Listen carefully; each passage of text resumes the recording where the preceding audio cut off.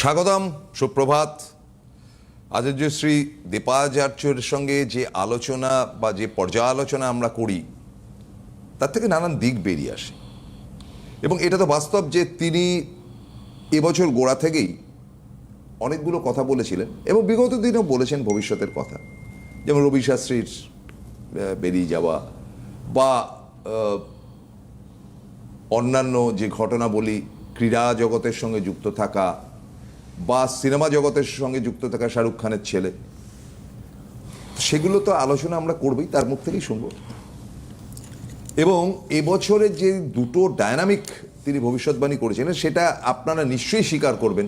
আমি জোর করে চাপিয়ে দেওয়ার জন্য কিন্তু অনুষ্ঠান করি না, করা পছন্দ করি না। একটা তো বলেছিলেন 2025-এর টাফ টাইম, তো সবাই বলছেন, তা টাফ তো আছেই, ঝড় ঝঞ্ঝা, বৃষ্টি বাদল ইত্যাদি ইত্যাদি নানান ঘটনা, এবং আমরা এয়ার ইন্ডিয়ার বিধ্বস্ত থেকে পহেলগাম থেকে শুরু করে নানান রকম যুদ্ধ বিগ্রহের তো ঘটনা দেখেছি, এখানে না এদেশে না বিদেশেও দেখেছি। এবং একই সাথে আমরা কিন্তু যখন ভাবলাম যে না, ওনার ভবিষ্যৎবাণীটা আর তো দরকার নেই, আর কি হওয়ার আছে, এবার তো নতুন কিছু নেই, তখনই কিন্তু ওই পাহাড়ের ধস নেমে আসলো। সেখানে যে কি অবস্থা হয়ে রয়েছে এখনো আজকে সকালবেলা অবধি আমরা ধরে উঠতে পারছি না, মারাত্মক মারাত্মক খারাপ। তো কাজেই এগুলো তো কাম্য নয় কোনোটাই। কলকাতাতে যে ফ্লাডেড হলো সেখানেও তো মৃত্যু হয়েছিল ইলেকট্রিসিটিতে, দায় নেবে কে? দায় তো নিতেই হবে কাউকে। তো এইখানে আরেকটা ব্যাপার হচ্ছে কি, তিনি বলেছিলেন যে একটা চেঞ্জ ওভার দেখা যাবে ফিনান্সিয়াল ওয়ার্ল্ডে। সব বলে নেই নেই নেই নেই, তো এই জিএসটির কল্যাণে আমরা দেখতে পাচ্ছি, বিশ্বাস করুন, যেটা হয়ে গেছে সেপ্টেম্বরে তার এফেক্ট কিন্তু আমরা অক্টোবরে পাচ্ছি, মানে সেপ্টেম্বরের শেষ থেকেই পাচ্ছি। জিনিসপত্রের দাম খানিকটা কমেছে। যেমন ধরুন আপনার দৈনিক যে পারচেস হয়, চাল ডাল থেকে শুরু করে তেল মশলা, জ্যাম জেলি, টুথপেস্ট থেকে শুরু করে প্রত্যেকটা দামই কমছে। এবং আমরা শুনলাম যেটা যেটা আসার কথা, সেটা যে পেট্রোলিয়াম সামগ্রীর দামও কমবে। এটা তো ভালো, মানুষের পারচেজিং ক্যাপাসিটিটা যদি বাড়ে তাহলে তো তারা অনেক কিছু করতে পারে। তো এই যে দুয়ের মিশেলের ফিরে দেখাটা দিয়ে আমি শুরু করব। অবশ্যই আমার সেকেন্ড পার্ট থাকবে ডেফিনিট করেই আসন্ন যে শ্যামা পূজা, তাই নিয়ে।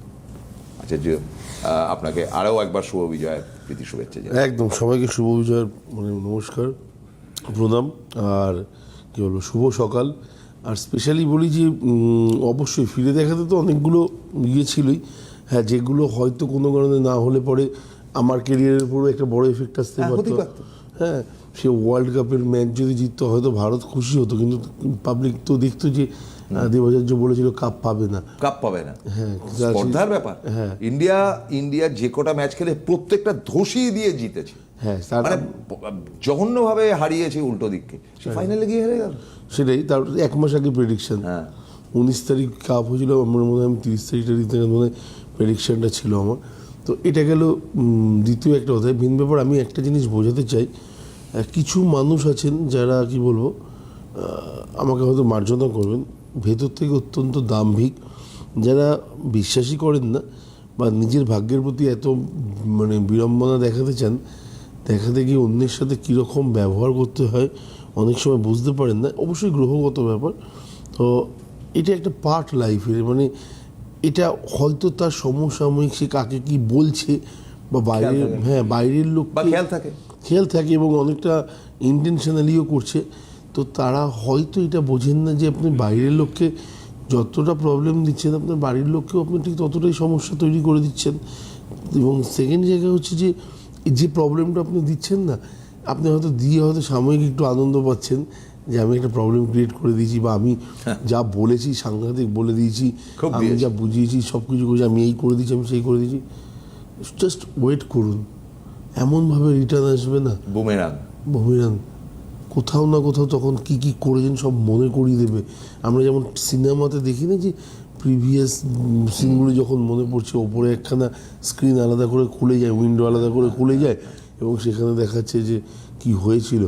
তো ঠিক তেমনি এই জায়গাটা একটা পার্ট লাইফের। আমার মনে হয় সেই জায়গাগুলো থেকে নিজেকে যতটা বিরত রাখবেন বা অন্যের পরিস্থিতিটা বোঝার একটা দায়িত্ব আমাদের প্রত্যেকের রয়েছে।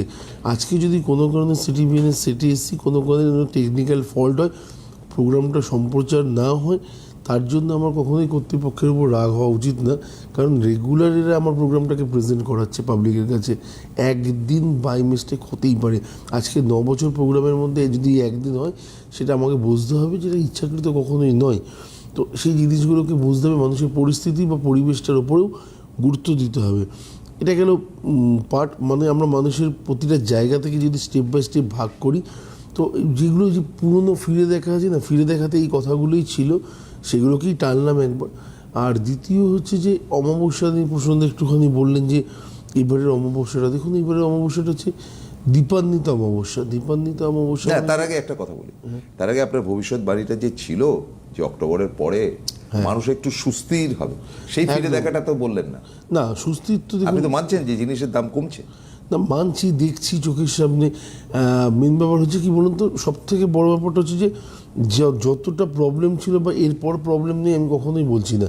থাকতে পারে। হ্যাঁ, আগামী 3-4 মাসের মধ্যে আমার একটা প্রেডিকশন ছিল 21-এর মে মাসের পর থেকে কোভিডের একটা থাকবে, দিক থাকবে, যেটা হয়তো 3-4 মাস সাংঘাতিক দেবে, তারপর থেকে আর কোভিডকে খুঁজে পাওয়া যাবে না। আপনারা যদি খেয়াল করবেন তাহলে দেখবেন সেপ্টেম্বর বা অক্টোবর অবধি ম্যাক্সিমাম 21-এর কোভিড গেছে। তারপর থেকে কিন্তু 22-এ কোভিড নিয়ে লোকে এত বেশি আলোচনা বা জায়গাটাতে যায়নি, বা মৃত্যুর সংখ্যা যথেষ্ট কম ছিল। তো সেই জায়গাটা আস্তে আস্তে কমেছে। তো আমরা এখন একটা খারাপ ফেজের মধ্যে দিয়ে চলছি, এখনও পর্যন্ত চলছি কম বেশি, কিন্তু অক্টোবর পর থেকে সেই জায়গাটা কিন্তু অনেকটা স্থিতিশীল হবে। মানুষের কাছে যে পরিমাণ অর্থ থাকা উচিত, সেইগুলো আস্তে আস্তে সেভিংসগুলো নষ্ট হচ্ছে। আপনি খেয়াল করে দেখবেন প্রত্যেকটা জায়গাতে জিনিসপত্রের দ্রব্যমূল্য বৃদ্ধি পেয়েছে।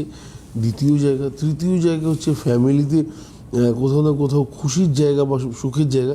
এবার আমরা যদি এই জিনিসগুলো কেন আসছে, বা হুট করে একটা খুব শান্ত মানুষ গরম হয়ে যাচ্ছেন, তার রিজন একটাই হচ্ছে মিনে সাড়ে সাথী না, দেশান্তর, রাজ্য, এই জিনিসগুলোকে কখনোই ভালো ফল দিতে পারে না। এগুলোর এফেক্ট সবসময় একটা কি বলবো ধ্বংসাত্মক হয়ে থাকে। তো আমরা ধ্বংসাত্মক তো দেখলাম। আমরা দাদা বললেন পেহেলগ্রামের ঘটনা, পেহেলগ্রামের পরে যখন ভারত লাহোরে আক্রমণ করলো বা পাকিস্তানে আক্রমণ করলো, তখন সেখানেরও ক্ষয়ক্ষতি সাংঘাতিক হয়েছে। প্রতিটা জায়গাতে একটা বিধ্বংস, মানে ক্ষয়, হ্যাঁ, ক্ষতি, হ্যাঁ, ধ্বংসের আকার হয়েছে। আমি বলবো না যে খারাপ ভালো, অবশ্যই যেটা করেছে ইন্ডিয়ার তরফ থেকে আমি সবসময় সাপোর্টিভ। এখানে আমি একজন ভারতীয় হিসেবে, তো সেই ক্ষেত্রে আমার কোনো রকম দ্বিতীয় বক্তব্যই থাকবে না। আমি এই সেন্সে বোঝাতে চাইছি যে ধ্বংসাত্মক মানে ভারতের সেক্ষেত্রে অর্থনৈতিক সাংঘাতিক একটা তো ধ্বংস হয়েছে। দুদিনের যুদ্ধ হলেও আমাদের আইডিয়া থাকে না যে কত হাজার কোটি টাকা খরচা হয়ে থাকে। যারা জাস্ট কিছুদিন আগে খবর যদি দেখে থাকেন, তাহলে দেখবেন যে ইরানের ওই একদিন শুধুমাত্র ইসরায়েলের মিসাইলগুলো ঠেকানোর জন্য যে S-400কে ব্যবহার করেছিল, তার জন্য কত হাজার কোটি টাকা ইন্ডিয়ান মানিতে খরচা হয়েছিল। সেটা যদি দেখেন, যে আমার মনে হয় বড় বড় মানে ছোটোখাটো এক একটা দেশের জিডিপি হয়তো হতে পারে, এমন একটা জায়গায় পৌঁছে যাবে। যাই হোক, এবারে মেন ব্যাপার হচ্ছে সেই জায়গার থেকে আমি যদি আসি, বর্তমান সময় অনুযায়ী এই টাইমটা ভালো, এই টাইমটাকে কাজে লাগান। এবং আগামী সময় আমি 4টে রাশির ক্ষেত্রে খুব ভালো একটা পজিশন দেখছি। দেখুন, বৃষ রাশির ক্ষেত্রে কিন্তু সাংঘাতিক ভালো একটা সময় আছে, কাজে লাগান। যারা যারা বৃষ রাশির ক্ষেত্রে আছেন, আমি যদি বৃষ রাশির ক্ষেত্রে বলি না, মেষ রাশি ভাববেন না যে আমাদের খারাপ আছে বা আমাদের ভালো আছে। মেষ রাশির 30% ধরে রাখবেন বা 40% ধরে রাখবেন ভালো আছে। তো বৃষর যেমন ভালো আছে, মিনের জায়গাটা একটু হলেও ডিস্টার্ব, মকরের ভালো আছে, কুম্ভের ভালো আছে। এই মুহূর্তে এই জায়গাগুলোকে যারা যারা মোটামুটি বুঝতে পারছেন যে না আমাদের একটা টাইম চেঞ্জ হচ্ছে, তারা এই সময়টাকে কাজে লাগান। ইনকামের জায়গা থেকে, পড়াশোনার জায়গা থেকে বা সাংসারিক ক্ষেত্রে, প্রতিটা জায়গাতেই আমার মনে হয় কিছু না কিছু বেনিফিট তো অবশ্যই আপনারা পেতে থাকবেন। আমার মনে হয় একটা ফোন আছে, একটা ফোনটা নিয়ে নিই। হ্যাঁ, নমস্কার। হ্যালো, নমস্কার। আপনাকে নমস্কার, স্যারকে নমস্কার। নমস্কার স্যার, নমস্কার গ্রহণ করলেন, বলুন। আমি বলছি বিষ্ণুপুর থেকে। কোথা থেকে? বিষ্ণুপুর মানে বাঁকুড়া বিষ্ণুপুর? হ্যাঁ, বাঁকুড়া বিষ্ণুপুর। হ্যাঁ, বলুন। হ্যাঁ, আমার ছেলে সমীর বাবু। হ্যাঁ, বক্সটাতে একটু ডিস্টার্ব আপনার না একটু ওই ফোনটাতে বোধহয় কিছু একটা ডিস্টারবেন্স রয়েছে, অথবা আমাদের বক্সটাতে বোধহয় একটু ডিস্টার্ব হচ্ছে। যাই হোক, একটু ছেড়ে ছেড়ে কথা বলবেন। হ্যাঁ, বলছি ছেলের সম্বন্ধে জানবো, ছেলে ছেলের সম্বন্ধে জানবো আর কি। ছেলের সম্বন্ধে জানো? ছেলের সম্বন্ধে জানবেন। হ্যাঁ, ডেট অফ বার্থটা বলুন। 9 কিচ্ছু কিচ্ছু বোঝা গেল না। 9 আরে সাউন্ডটাকে ডাউন কর। হ্যাঁ বলুন। 6 9 12 বক্সের সাউন্ড জোরে দেওয়া আছে। বক্সের সাউন্ডটা জোরে আছে, অথবা জোরে পাঠাচ্ছে, সাউন্ডটাকে ডাউন করুন। 9 আপনি থামুন। হ্যাঁ, আমাদের আলোচনাটা চলুক। হেকটিক। ওঠো, কি দেখো। হ্যাঁ, আমরা আলোচনাতে চলে আসি। সেটা একদম। হচ্ছে যে আসন্ন শ্যামা পূজার যে ব্যাপারটা। হ্যাঁ, শ্যামা পুজোর মধ্যে দীপান্বিত অমাবস্যা 20 তারিখ দুপুরবেলায় লাগছে, এবং 2:50 মধ্যে বললাম। সেটা আপনি বলতে হ্যাঁ, হ্যাঁ, পারেন। মনে হয়। আপনি Time টা। মানে এবং পণ্ডিত মানুষ এবং পৌরোহিত্যর অন্যতম। এবং আমি আপনাকে আজকে বসে আড্ডার ছলে যখন জিজ্ঞেস করলাম যে এবারও যাবেন তারাপীঠ, আপনি বললেন হ্যাঁ অবশ্যই, কিন্তু তারাপীঠের সঙ্গে সঙ্গে 13 তারিখের রহস্যটা একটুখানি ভেদ করতে হবে। তারপর আমি ওটা শুনবো। একদম একদম। তো এবারে 20 তারিখে জেনারেলি পুজোটা হবে, তো 20 আর 21 দুদিন মিলেই হবে। তো মেন ব্যাপার হচ্ছে যে দীপান্বিত অমাবস্যাটা কী কাজে লাগতে পারে, আলটিমেটলি সাংসারিক জীবনে কতটা গতিবিধি আছে। আমি বারবার করেই বলি যে 4-5টা অমাবস্যা আমাদের লাইফে খুব এফেক্টিভ। তার মধ্যে অবশ্যই ফলোয়ারিনী আছে, বকুল অমাবস্যা আছে, কৌশিকী অমাবস্যা আছে, মহালয়ার অমাবস্যা আছে, দীপান্বিত অমাবস্যা আছে। এগুলো পার্ট, স্টেপ বাই স্টেপ আমাদের লাইফে কাজে লাগাতে পারে। দীপান্বিত অমাবস্যা হচ্ছে অঘোর সাধন। আচ্ছা, অঘোর সাধন কথার অর্থ হচ্ছে আমি কি বলবো, নিজেকে যদি জানতে হয়, নিজেকে যদি চিনতে হয়, অবশ্যই সাধনার প্রয়োজন আছে। তো এই অমাবস্যাটা সেই কাজের জন্য পারফেক্ট। দ্বিতীয় জায়গা হচ্ছে অঘোর সাধন, মনে হচ্ছে আপনার লাইফে এমন বেশ কিছু জটিলতা আছে যেগুলো আপনি বহু চেষ্টা করেছেন এত বছর ধরে, কাটেনি, বা আপনি সেখান থেকে বেরোতে পারেননি। জাস্ট মেলান আমার কথাটা, তারাপীঠ যান, নিজের মনোবাসনা জানান, শ্মশানে বসুন, এবং যে জায়গাটাতে যজ্ঞ হয় আমাদের সেই জায়গাটাতে গিয়ে থাকুন, এবং যে কোনো কারোর আপনার যারা পরিচিত আছে এমন কেউ যদি থাকে তার সাথে গিয়ে যজ্ঞ করুন। এই যজ্ঞ কী করতে হবে না করতে হবে সমস্তটা সে আপনাকে বলে দেবে। কি কি প্রবলেম আছে তাকে শুধু জানান, স্টেপ বাই স্টেপ সেখান থেকে কতটা ডিস্টেন্সে গিয়ে আপনাকে কোনো কাজ করতে হবে। এগুলো হচ্ছে অঘোর সাধনের জোর। মানে আমি আপনাকে বলতে পারি যে আপনার চাহিদা রয়েছে যে সংসারে নবজাতকের জন্ম হোক, যার কাছ থেকেই হোক না কেন, যদি ছেলের ক্ষেত্রে হোক, মেয়ের ক্ষেত্রে হোক, কিন্তু কোথাও না কোথাও সমস্যা আসছে, হতে গিয়েও হয়তো প্রবলেম হচ্ছে, বা হওয়ার পরেও কোথাও না কোথাও সমস্যা পেয়েছেন। দেখুন, আপনি গিয়ে মনোবাসনাটা জানেন। আমি মনোবাসনা জানানোর কথা বলছি, এটা শুধুমাত্র তাদের জন্য যাদের ঈশ্বরের প্রতি অটুট বিশ্বাস রয়েছে, যে আমি কিছু না, আমি জাস্ট আমার কাজটা পৃথিবীতে করতে এসেছি, তার দায়িত্বে সে আমাকে পাঠিয়েছে, এবং তার হাত আমার ধরা আছে, সে আমাকে যেভাবে নিয়ে যাবে আমি সেইভাবে চলবো।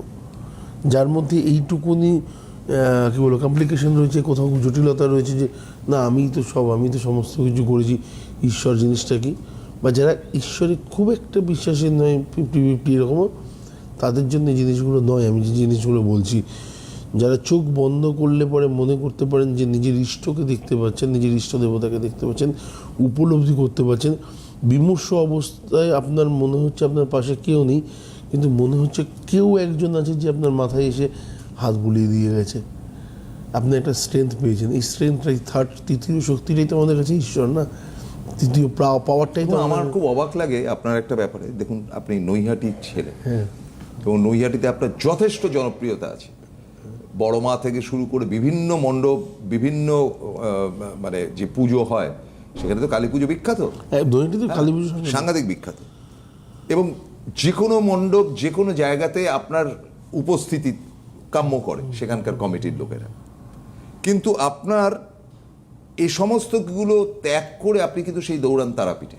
একদম। পয়েন্ট নাম্বার 1, আপনি যেটা মুখে বললেন যে তারাপীঠে মানুষ যাচ্ছে কি নিজের সমস্যার জন্য, একদম। সেটাকে ঈশ্বরের কাছে তুলে দেন। ব্যাপ্তিটা এবার আপনি যাচ্ছেন কিন্তু অন্যের বকল মানিয়ে, একদম আপনার কিন্তু প্রতি মাসে না গেলেও চলে।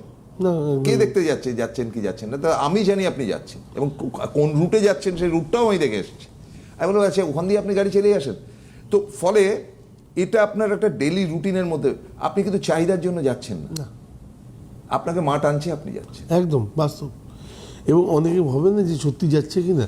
আমার মনে হয় সব থেকে বড় কথা হচ্ছে না যাচ্ছেন তো বটে, সেই জায়গাটা প্রমাণ, যে ছেলেগুলো আমার সাথে রয়েছে তারা একটা team যাচ্ছে। তারা প্রমাণ, আমার হোটেল প্রমাণ, এর থেকে আর বড় না প্রমাণ করার জন্য আপনাকে একবারও বলছেন, সবাই জানে যে আপনি যান। কিন্তু ওইটি ব্যাপার, আপনি তো বলতেই পারতেন যে আমি বড় মার ওখানে, বা আপনি নৈহাটির বিভিন্ন পুজো মণ্ডপে আপনাকে আমন্ত্রণ জানানো হয়, আপনি যুক্ত থাকেন, এত বছর ধরে আপনি নৈহাটিতে রয়েছেন, আপনি নৈহাটিতে থাকবেন, নৈহাটিতে 3 দিন 4 দিন ধরে, কিন্তু আসল পুজোর দিন সে রাতটা আপনি জাগবেন, কিন্তু মানে 20 তারিখ রাতটা আপনি জাগবেন কিন্তু একদম। দুপুর থেকে যজ্ঞ ইত্যাদি ইত্যাদি করে, সেটা কিন্তু সেই তারাপীঠে। না তাই না? একদম বাস্তব। এবং আমার মনে হয় বিরাট খাওয়ার আয়োজন করা হয়েছে, কি খাবে খাও, আপনি বললেন যে না আমি মাছের ঝোল ভাতটা বাড়িতেই খাবো। না একদমই একদমই তাই। এবং এই অঘোর সাধন থেকে যদি আপনার মনে হয় যে বিভিন্ন জায়গায় বাড়িতে যে কোনো সমস্যা যেটা দীর্ঘদিন ধরে কন্টিনিউয়াসলি চলে আসছে, সেখান থেকে বেরোনোর ব্যাপার আছে, তাহলে আমার মনে হয় পারফেক্ট। অমাবস্যার আগে মিস করবেন না, কাজে লাগান। এলাকায় প্রচুর ব্যক্তি আছেন যারা আপনার এই ধরনের কাজ করে থাকেন, বা আপনার হয়ে গিয়ে কাজ করে দেবেন, তো তাদের সাথে যোগাযোগ করুন, এটা একটা রাস্তা। আর 13 তারিখের সম্পর্কে যেটা বলছি, 13 তারিখটা উন্মোচন করুন।